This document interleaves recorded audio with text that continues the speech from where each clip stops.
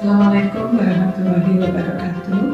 Perkenalkan, saya Dr. Eli Nurhidayati, SPKJ, dosen di bagian Ilmu Kedokteran Jiwa Fakultas Kedokteran Universitas Islam Sultan Agung Semarang. Video ini dibuat dalam rangka pernyataan diri dosen dalam unjuk kerja Tridharma Perguruan Tinggi PDD UKPT Sertifikasi Dosen 2025 dalam bidang pengajaran. Dalam modul masalah kesehatan jiwa, saya sebagai ketua modul dengan anggota Dr. Muhammad Risa, Dr. Yulia, dan Dr. Taristisa.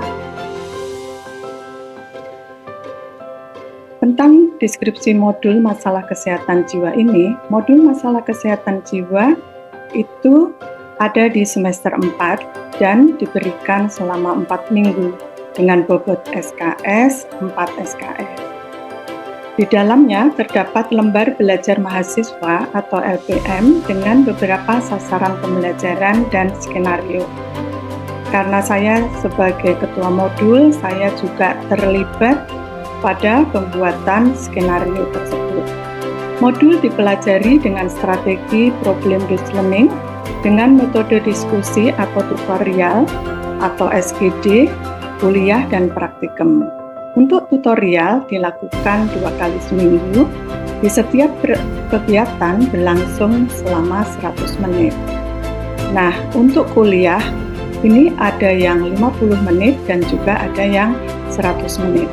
Kebetulan di modul ini saya memberikan kuliah cukup banyak karena memang disiplin inti ilmu kedokteran jiwa, sehingga saya banyak memberikan kuliah di sini. Sedangkan untuk disiplin ilmu pendukungnya ada fisiologi, farmakologi, ilmu kedokteran forensik dan mediko-legal, serta ilmu fisik. Nah, pada modul masalah kesehatan jiwa ini ada 4 LPM, di mana LPM 1 itu mengenai gangguan mental psikotik.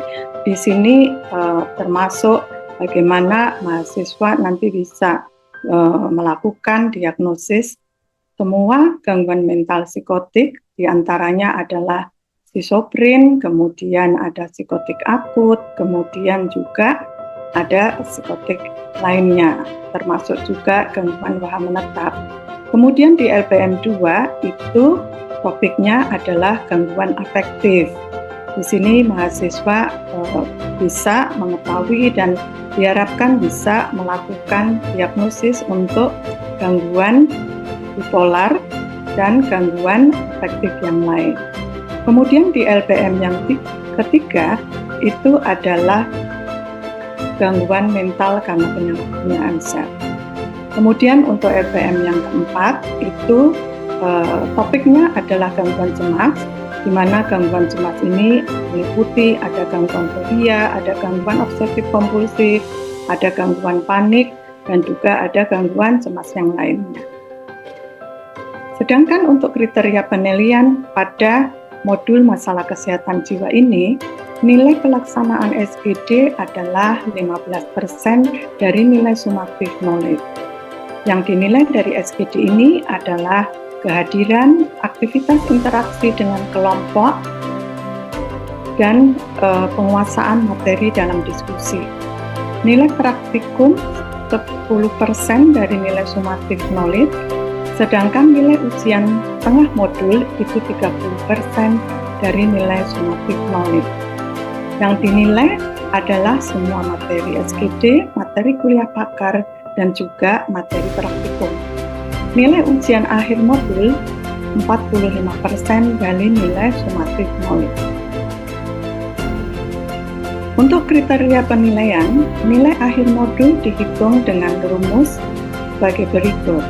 Rata nilai tutorial kali 15% ditambah dengan rata nilai praktikum kali 10% ditambah nilai mid modul kali 30% dan ditambah juga dengan nilai akhir modul kali 45%. Sedangkan standar kelulusan ditetapkan dengan assessment metode.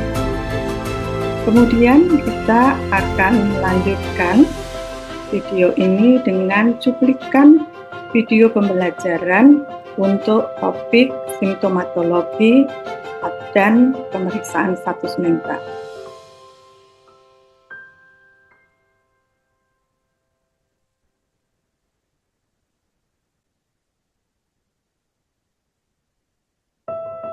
Assalamualaikum warahmatullahi wabarakatuh, adik-adik. Waalaikumsalam warahmatullahi wabarakatuh. Bagaimana sore ini kalian di Rumah Sakit Jejaring baru selesai di rumah sakit ya? Ini yang di asrama, sedang di asrama ya? Gimana? Capek? Alhamdulillah dokter, baik. Tidak terlalu capek ya? Oke. Pada hari ini saya akan menyampaikan tentang topik simptomatologi dan pemeriksaan status mental.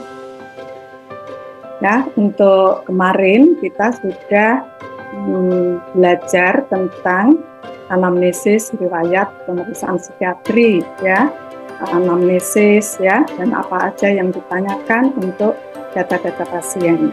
Sekarang hari ini kita menginjak ke pemeriksaan simptomatologi dan pemeriksaan status mental. Nah, pada kuliah ini kemampuan akhir yang diharapkan adalah mahasiswa mampu menjelaskan simptomatologi dan pemeriksaan status mental. Oke. Dan untuk indikator penilaiannya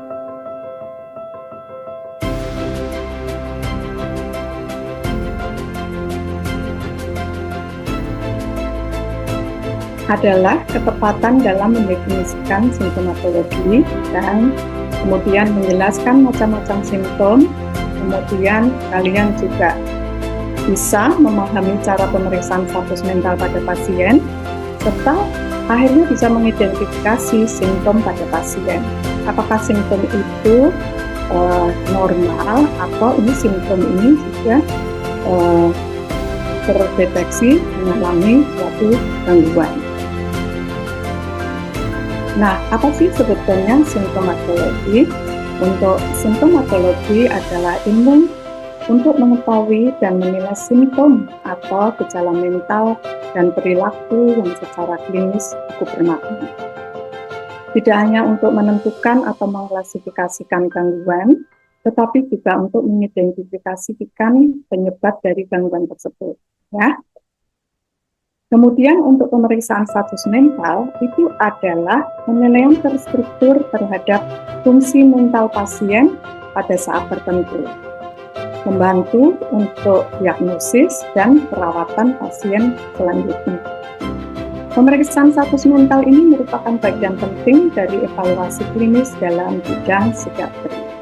Jadi kalau kamu di bagian penyakit dalam atau di bagian anak gitu, kamu melakukan pemeriksaan fisik sebagai senjata untuk mendapatkan suatu diagnosis yang tepat.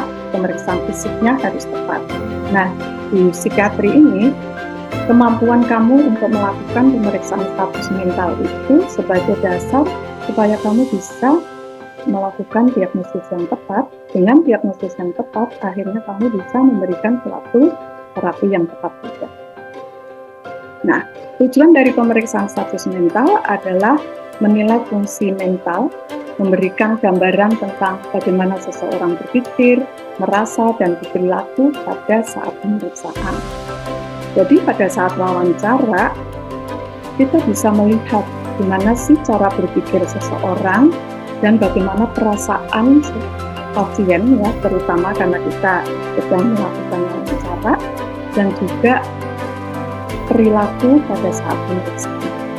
Kemudian kita juga bisa mengidentifikasi masalah, ya, membantu mengidentifikasi gejala-gejala yang mungkin menunjukkan adanya suatu gangguan mental, ya.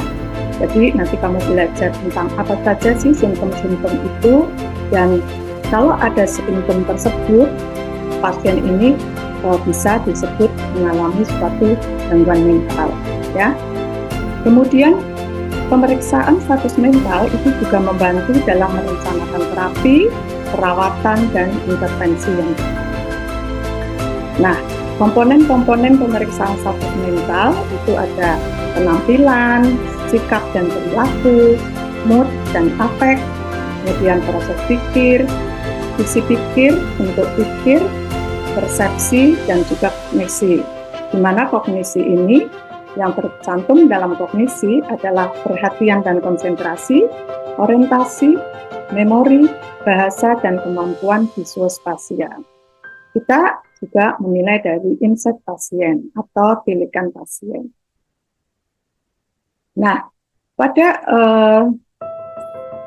kuliah ini kita berbicara tentang isi pikir, ya, di mana isi pikir itu ada waham, obsesi, fobia, preokupasi, dan juga pada pasien-pasien psikiatri terutama yang ada gejala-gejala ke arah depresi, kita harus mencari atau menanyakan apakah ada ide bunuh diri atau tidak.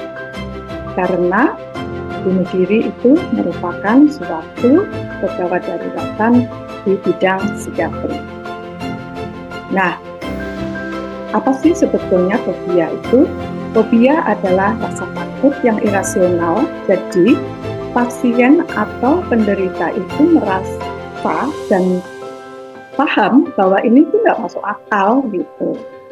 Karena gimana sih kok takut sama coro? Dia tahu bahwa coro atau kucing atau apapun itu yang sebetulnya tidak membahayakan, tapi mereka takut, ya, dan mereka juga paham bahwa takutnya ini adalah irasional, ya. Atau suatu keadaan, tidak hanya benda, tetapi juga suatu keadaan, misalnya di tempat ramai, misal kondisi takut menyeberang, gitu, ya. Dan rasa takut ini tidak dapat dihilangkan atau ditekan oleh pasien, walaupun pasien tahu bahwa itu tidak masuk akal. Oke? Nah, sementara kalau obsesi itu isi pikir yang persisten timbul. Persisten itu berarti kan terus-menerus timbul, walaupun tidak dikehendaki dan diketahui kalau pikiran tersebut itu tidak wajar. Misal obsesi terhadap kebersihan, dia akan merasa di pikirannya akan timbul bahwa di tangannya masih banyak virus, banyak bakteri yang nanti akan menyebabkan kebutuhan. Pikiran itu timbul terus sehingga pasien terganggu biasanya. Kemudian untuk preokupasi itu adalah pikiran yang terpaku hanya pada sebuah ide saja. Jadi misalnya ide menceritakan tentang anaknya terus atau menceritakan tentang peristiwa kemarin yang dia merasa bahwa itu suatu peristiwa yang menyedihkan. Jadi pikirannya hanya terpaku pada satu ide saja yang biasanya berhubungan dengan suatu keadaan emosional yang kuat. Nah, ada juga waham atau delusi, ya. Nah, paham atau delusi ini adalah suatu keyakinan yang salah tentang suatu isi pikir yang tidak sesuai dengan kenyataan dan latar belakang dari intelijensi pasien dan juga budaya pasien. Ada beberapa macam waham atau waham besar. Kalau kalian tahu, ini waham besar ini adalah nama lainnya dari waham aneh, ya. Jadi waham-waham besar ini waham aneh yang memang sulit dibuktikan karena aneh itu tadi, ya.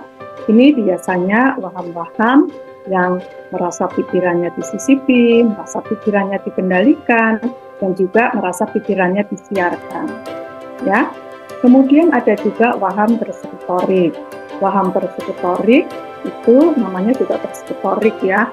Berarti intinya adalah ada persekongkolan sehat, ya.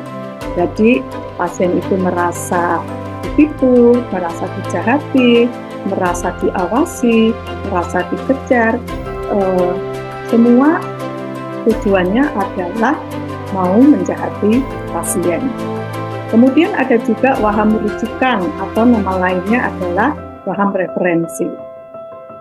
Jadi semua peristiwa itu ditujukan ke dia. Semua peristiwa, benda itu ditujukan ke pasien, ya.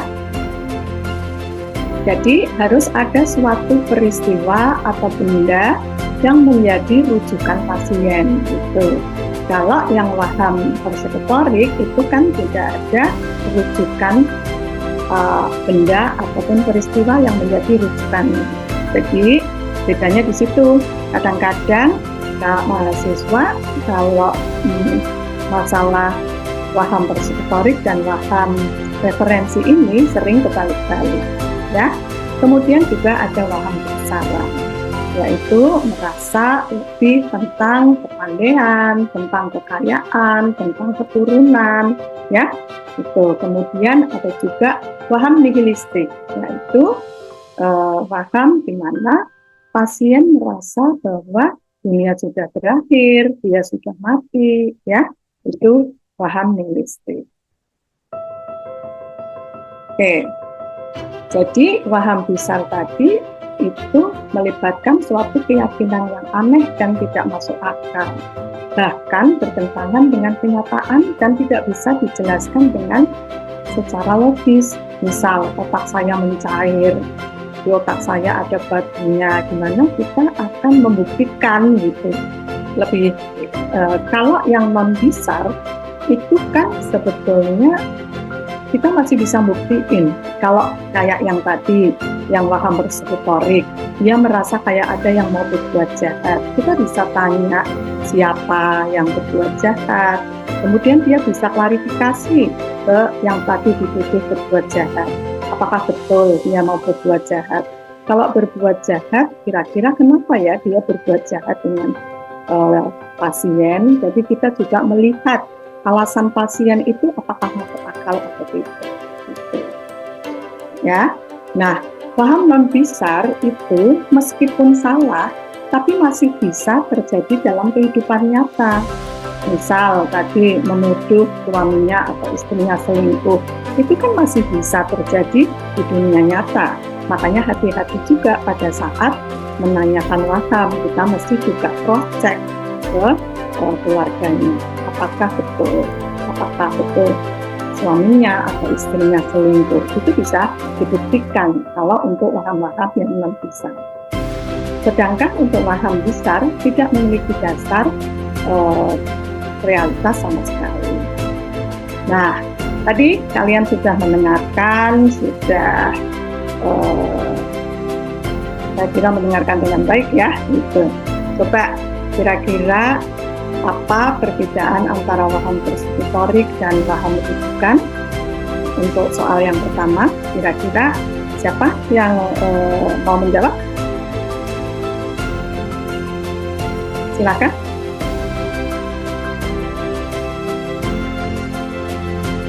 Izin menjawab mungkin dokter, untuk yang waham rujukan itu jadi meyakini dari tingkah laku orang lain akan menjahati dirinya seperti itu dokter. Terus kalau misalkan waham yang itu yang waham rujukan dokter. Kalau yang tadi waham restorik itu dia persekolahan jahat gitu terhadap dirinya. Kalau ada orang yang mau jahatin dia, dok. Mungkin seperti itu kalau dari saya, dok. Oke. Ada yang lain mau mengungkapkan pendapatnya juga? Apakah ada yang beda? Mungkin Wildan?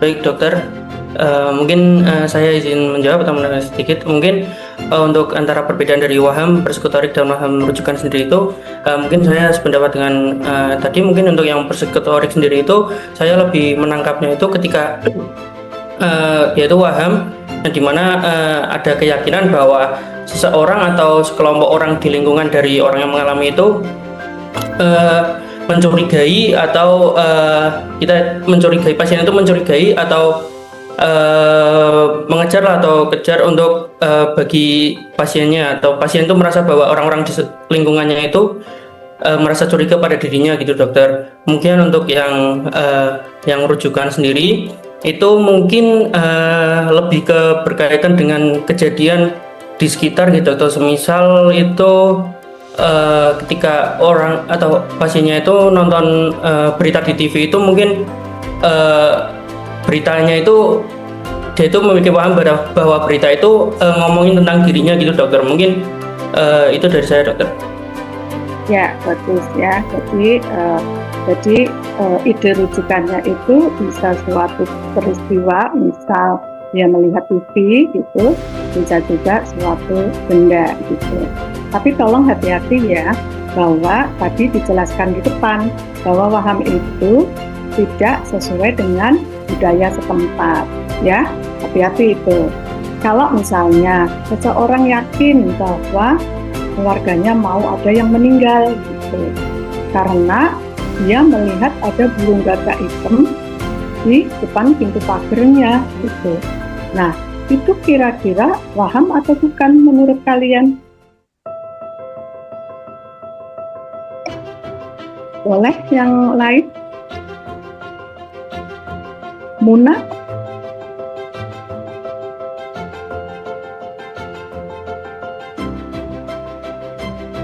Nggak apa-apa, kalau belum benar nggak apa-apa, karena kan ini masih belajar. Karena kadang-kadang agak sulit ya membedakan ini budaya setempat atau bukan gitu. Kalau kalian tidak tahu budaya setempatnya seperti apa, ya akan agak bingung menentukan apakah ini waham atau bukan gitu. Atau ada yang mau bantu Muna? Ada yang mau menjawab yang lain? Latifah?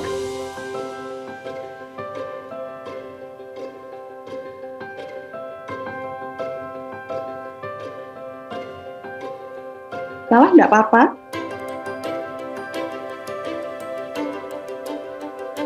Kok diam semua? Lapar ya? Ayo silakan dijawab. Ada yang lain? Izin membantu mungkin dokter. Ya, coba. Kalau misalnya pasien itu benar melihat ada gagak di depan rumah keluarganya seperti itu dok, mungkin itu terkait dengan kepercayaan daerah sekitar gitu. Jadi Ya. bisa dikritik lagi apakah itu pasiennya merupakan paham atau berdasarkan dari kepercayaan budaya gitu dok. Iya, betul. Jadi menurut kamu itu budaya ya, gitu. Kamu orang mana? Asli mana? Saya orang Jawa dokter. Oke. Di sana memang ada kepercayaan seperti itu? Iya dok, ada. Ada. Nah, itu ya. Jadi teman-teman mungkin yang memang bukan dari daerah Jawa mungkin tidak tahu bahwa hal tadi yang burung gagak hitam pasti ada yang mau meninggal. Mungkin ada yang memang belum pernah tahu bahwa itu bagian dari budaya setempat. Oke, yuk kita ke pertanyaan yang kedua. Tadi kan sudah dijelaskan. Jadi apa perbedaan antara obsesi dan fobia? Silakan siapa yang mau menjawab?